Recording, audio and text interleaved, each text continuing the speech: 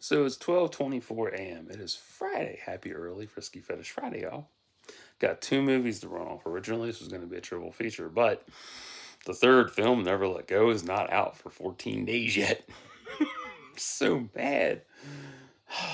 So I have Wolves from 2014 and I have The Crow from 1994 in a double feature instead.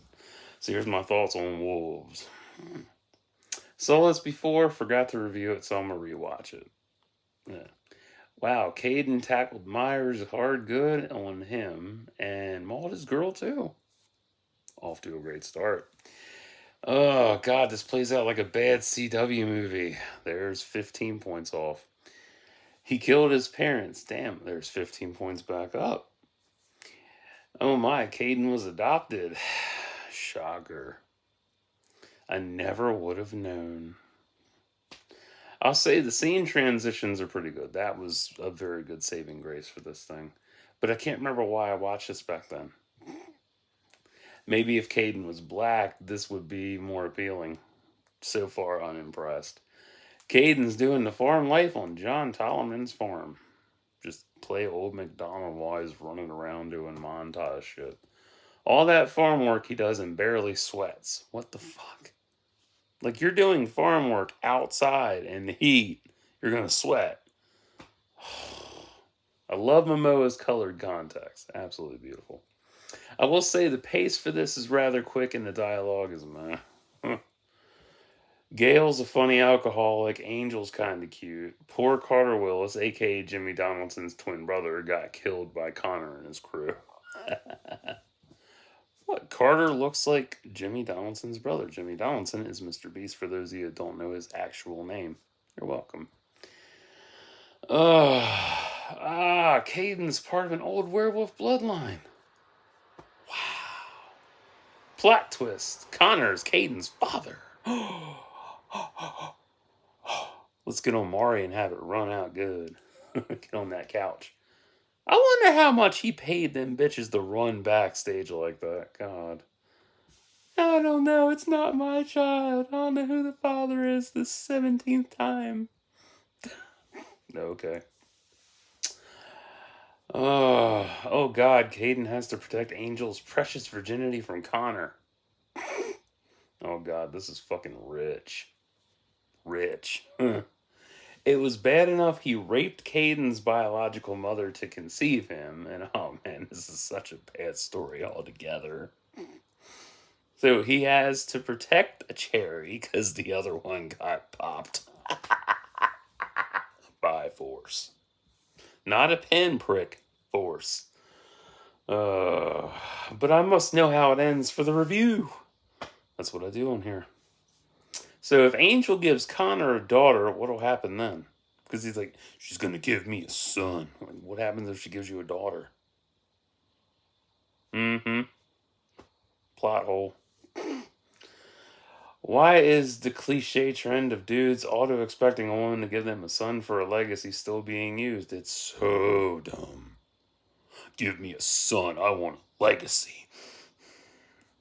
What's wrong with having a daughter? Shitheads. That's not how genetics work. Angel's got nice tits and ass for that time frame. So they bang because they have a small ass force chemistry. Awesome. Not. John telling Claire to take off her shirt because Angel needs one. So, Claire, take off your shirt. Like, really? Oh, God. The only one that was good out of this was Stephen McHattie. John Tollerman. He was the best thing in this fucking movie. Caden going to Connor is just straight stupid and so anticlimactic with his reveal on Lucinda to him. Lucinda was my mother. You forced yourself on her. Okay, whatever. I got a cool throne. You don't. This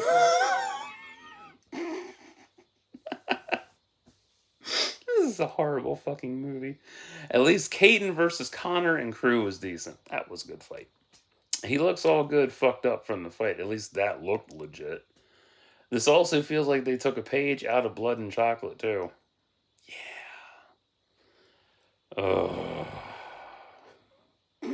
The book, not the movie. Fuck that movie. Making out healed his wounds. That's what I remembered about this. That's pretty interesting. Then running helped him heal completely. Awesome. It's like he could have went up against Forrest Gump and Forrest would have beat his ass. I like the explosives planted around the farm. Smart tactics. Oh, now Caden sweats. Good grief, it took long enough. Connor kidnapped everyone and he's gonna rape Angel. Sweet. Yeah, rape. I'm being sarcastic. Honestly, Jason Momoa would make an excellent Lobo. I know people lobbied for that, and I think he did too. And I know he was going to be in the Crow reboot that he had going on, then it fell through. Oh well.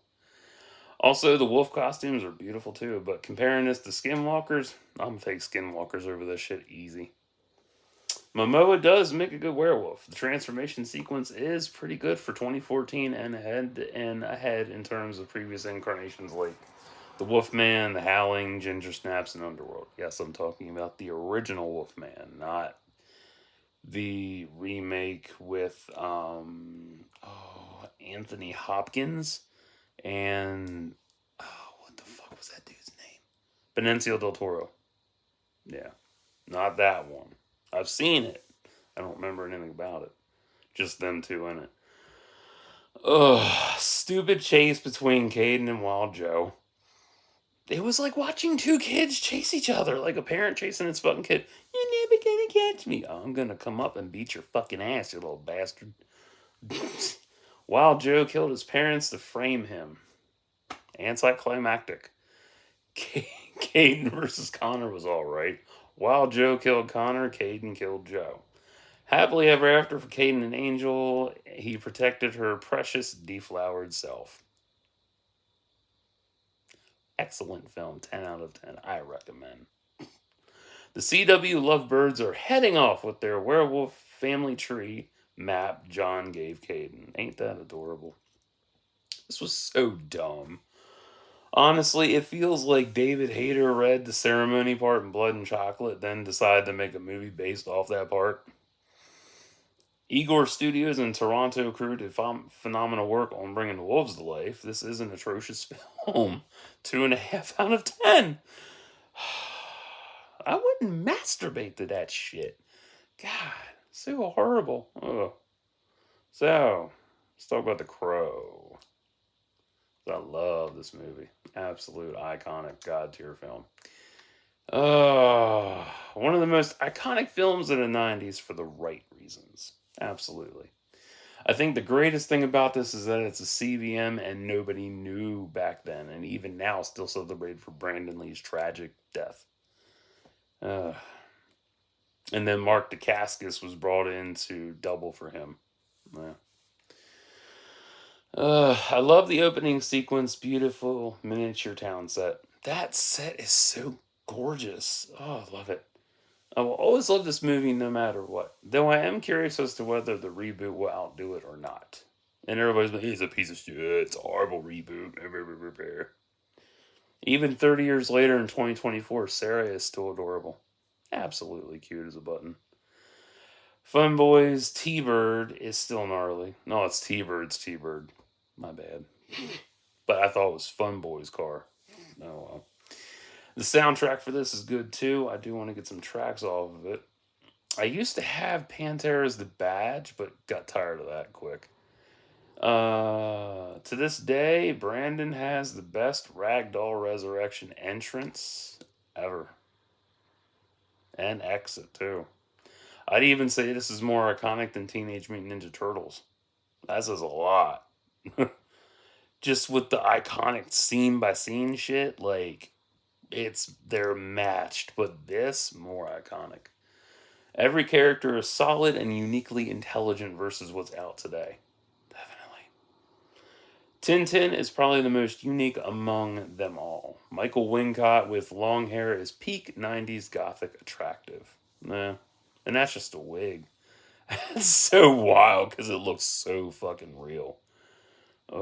He looks like a moody pirate. He really does.